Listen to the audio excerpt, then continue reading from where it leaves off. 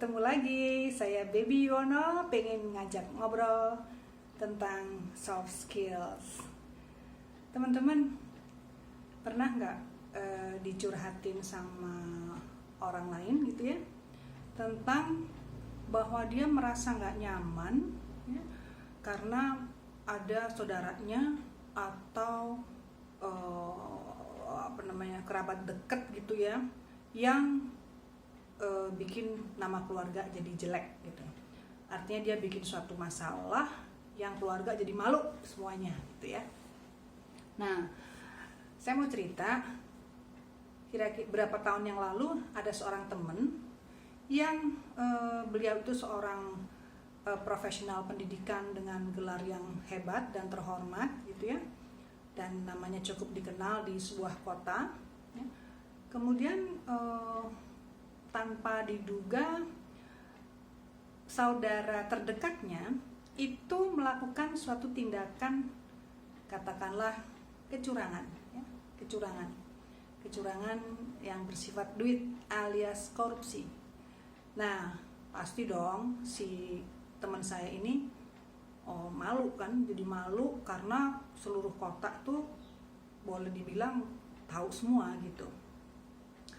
Terus karena dia sebagai orang yang terhormat, terus ya pokoknya terkenal lah gitu ya, dia merasa malu gitu. Gimana nih saya kalau sampai ketemu sama teman-teman yang tahu kasus itu gitu. Nah, pas dia lagi bingung, kebetulan ketemu sama saya di telepon gitu. Nah, karena dia juga yakin bahwa saya tahu, maka dia curhat lah gitu ya. Artinya dia bilang, saya malu, saya sedih, saya bingung gitu, aku mesti gimana gitu ya. Terus saya bilang, yang pertama saya bilang, ya jangan sedih ya, karena Anda nggak sendiri, you are not alone gitu. Bahwa hampir semua keluarga atau banyak keluarga yang juga punya kasus yang seperti itu ya. Nggak tahu, ada yang keluarganya narkoba, ada yang korupsi masuk penjara, ada yang minggat nggak pulang-pulang gitu ya, ada yang salah jalan jadi orang yang nggak baik kayak gitulah. Terus ada lagi yang mungkin KDRT atau apa gitu ya. Artinya akhirnya menjadi cemar, jadi malu-maluin keluarga. Banyak kejadiannya ya. Nah, menghadapi semua itu saya bilang, ya itu sudah terjadi, kita nggak bisa mengontrol kelakuan saudara kita, kita hanya bisa menasehati, ya sisanya terserah dia gitu. Dan kalau soal malu, ya pastilah malu, tetapi masyarakat juga pasti insya Allah bisa melihat kok, person per person, artinya nggak akan digebyah-uyah atau nggak akan disamaratakan. Bagaimana kelakuan kita, bagaimana itu juga masyarakat akan melihat kita. Bukannya kita dilihat karena perilaku saudara kita, bukan seperti itu. Tidak sesadis itu. Oke. Jadi dari situ kemudian saya bilang bahwa tidak sedikit atau teman Anda banyak yang seperti itu, banyak keluarga seperti itu, bahkan mungkin juga di keluarga saya ada kayak gitu yang lebih cenderung bikin masalah daripada memberi manfaat gitu ya, seperti itu.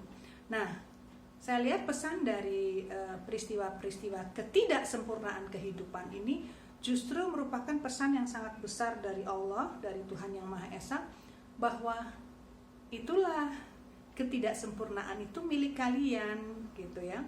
Dalam kehidupan ini nggak ada yang sempurna. Disitulah menunjukkan bahwa bagaimana kita ini adalah makhluk kecil, makhluk terbatas, yang boleh dibilang seringkali nggak bisa apa-apa. Justru ketidaksempurnaan itu membuat manusia jadi tidak sombong. Coba kalau ada keluarga yang sempurna, kekayaannya sempurna, pendidikannya sempurna gitu ya, pastilah jadi sombong. Kenapa?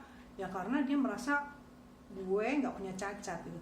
Tapi jarang yang ada yang kayak gitu. Saya belum pernah menemukan ya ada orang yang tidak punya cacat sama sekali, keluarga yang nggak punya kelemahan sama sekali. Itulah keadilan Allah gitu ya. Keadilan Allah ada. Saya sangat percaya itu.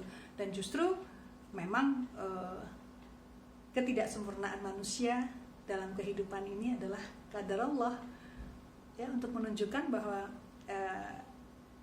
ada yang the Almighty, ada yang maha besar, dan kita hanyalah ciptaan-ciptaan yang penuh dengan kekurangan dan harus rendah hati terhadap Allah. Demikian, mudah-mudahan kita bisa menangkap hikmah ya, kita bersama-sama bisa belajar bareng menangkap hikmah dari kalau ada kejadian apa, kita pikir bareng, kita rasain bareng, terus kemudian kita syukuri bareng dengan tetap berpegang kepada Allah Subhanahu wa taala. Terima kasih, thank you, bye.